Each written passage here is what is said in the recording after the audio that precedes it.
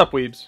Jordan here. So, One Piece manga chapter 1022 is out. This is one of the best all-around, informative, speculative, interesting chapters in One Piece in quite some time. So, today, in this video, we're gonna get into it.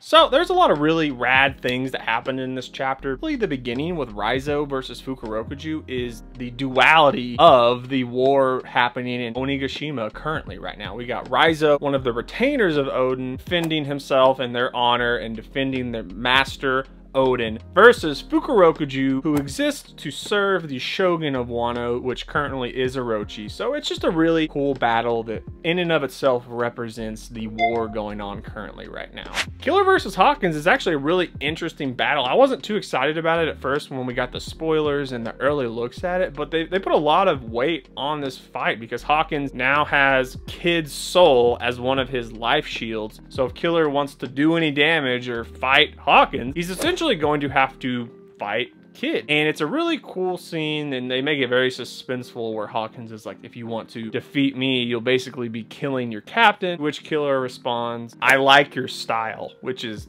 crazy. Really, the big bulk of this video that I want to talk about is the bulk end of this chapter where King and Queen are towering over everybody, literally going at those beast pirates that got turned because of Otama's dumplings, and Sanji is having a very difficult time fighting both King and Queen himself. Marco gets knocked out, Zoro's still wrapped up, and then we kind of cut back and we see Peros has his arrow locked in on Sanji, saying that he wants to take out Sanji because he is the only reason that the Big Mom pirates are here in the first place. If he would have just gotten married to Pudding, they wouldn't have to be here and align themselves with the beast pirates. So we get Cat Viper coming in, taking out Pero because he is getting revenge for our boy Pedro. And then we get Sanji still kind of going 2v1 on King and Queen, and he is having an extremely hard time. And it looks like he's going to get taken out when Marco, the boy, shows up. I'm really glad that Marco, before I go any further with this, I'm just so glad that Marco is in this battle. He's in this war. In this little section in the chapter where Marco just like kind of casually mentions that he remembers, he recalls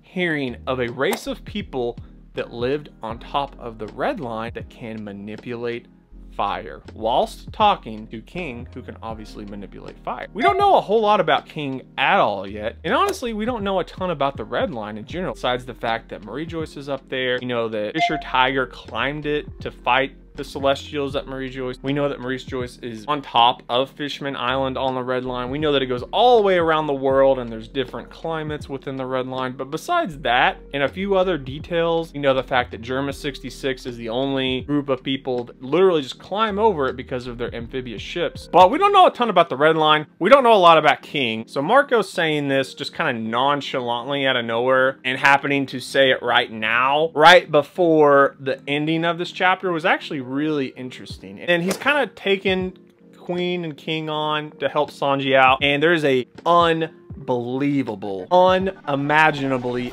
epic panel of Marco sort of doing the anime like glasses thing where he's kind of like, you know what I'm talking about. It's time for the stars to take stage. I got literal goosebumps when I read that panel because I knew it. It showed Zoro.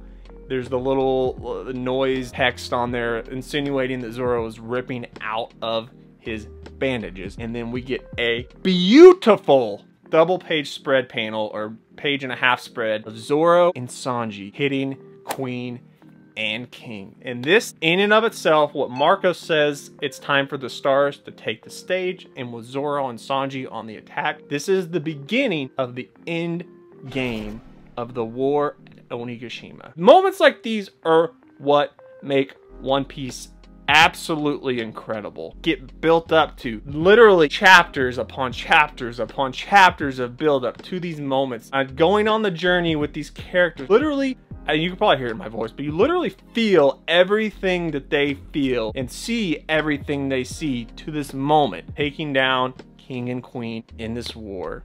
It's just gonna be, I'm just so excited. It's gonna be extremely epic, and I cannot wait to continue on with Onigashima. This was such a fantastic chapter. All right, I'm gonna get out of here. Leave a like if you liked the video. Make sure and hit the subscribe button if you guys aren't subscribed yet. I am gonna get out of here. I will catch you next time.